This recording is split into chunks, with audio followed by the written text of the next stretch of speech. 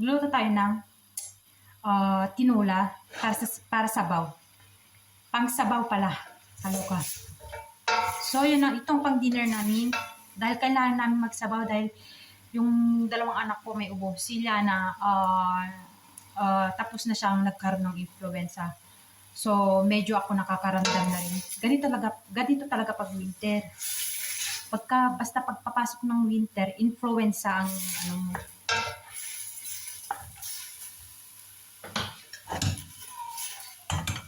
So, need namin magsabaw para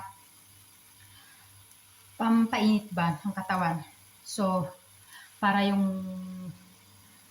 ma-lessen man lang yung ubo natin, yung sipon. So, ayan. Then, meron akong gulay na ampalaya dun sa rep. Yun ang iano ko dito. Then, yung